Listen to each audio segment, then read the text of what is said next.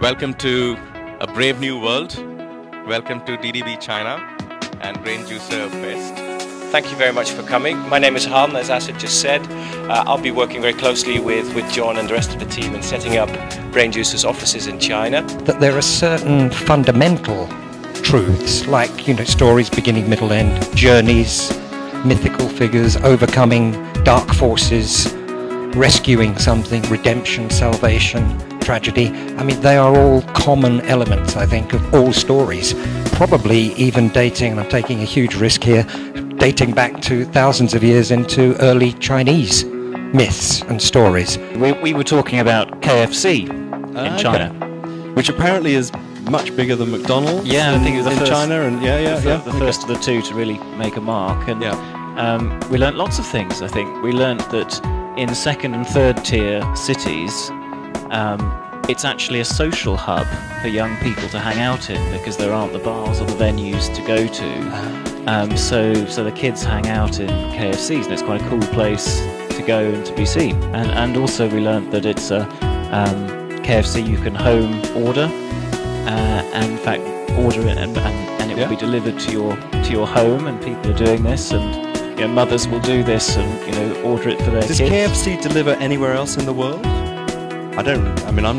No. So that's in the Philippines. Okay, so it's an Asia thing, but not. It's not in Europe. It's not in the US. Okay. And school kids have it for breakfast apparently. So pick things up on the, on the way to school. I do think China's probably, well, it's the most exotic. It's the most unknown to many people. But I do think you could take a bunch of these ideas and they happen in Brazil. Because again, I don't think that many people from the US or Europe understand Brazil or Russia or India or anywhere else. It's just that thing of, and again, audio's certainly no different, but different enough that we kind of figured it out quickly, which is you cannot be one side of the world and proselytize about the rest of the world, right? You have to go there and be there, and then you have some idea, right? And so I do think China's probably the most extreme of that, although there's probably some other even more extreme places. But I think, again, it's part of that thing of like, it's where it's your frame of reference. So I think it's like if your frame of reference is where HQ is, that's the problem, right? It's like that notion of breaking the whole HQ thing up is the thing that's going to, there are very few companies that have actually done that, right? Another story I'd like to share is also Coke brand. It's Sprite. China is the only market around the world for Coke where Sprite has higher volume than Coca-Cola brand. Yes, only in China. The reason is they really build the relevance with the consumer. Consumer kind of do not like the color in Coca-Cola product, but Sprite is transparent. So they communicate completely on the product itself. There's a tagline they use for the past 10 years. In Chinese, is 晶晶亮,透心亮, like sparkling bright and cool to the core. And to me, it's still stunning how many big brands actually don't really anchor themselves to a core archetype and build consistently around it. Some brands do it, but we don't do it enough.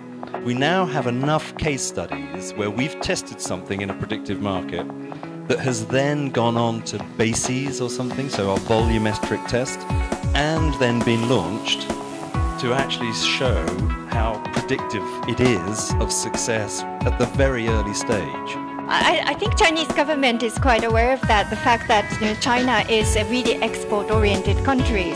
Therefore, if anything happens, global depression happens, necessarily, so many factories being closed down, and there are a lot of issues that reliance on the West and trade, all that impacts on what's happening in China. Therefore, if you look at the next 5 years plan, they are trying to convert the economy from sort of exporting focus to how to mature and internally develop the internal market, right?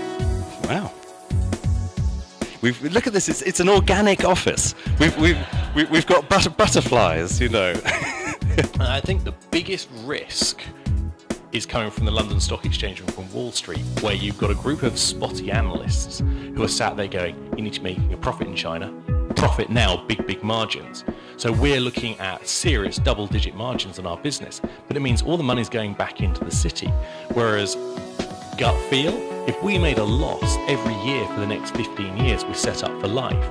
But whilst we're making big profits and taking the cream, we've got the local players like the Jack Ma's and the like, and the Geelits, who are here working on lower margins. We're going to reinvest, develop our thinking, and they will be that's the risks. These will be the big global brands of the future, and the PepsiCos and the Millers will be actually not the big global brands.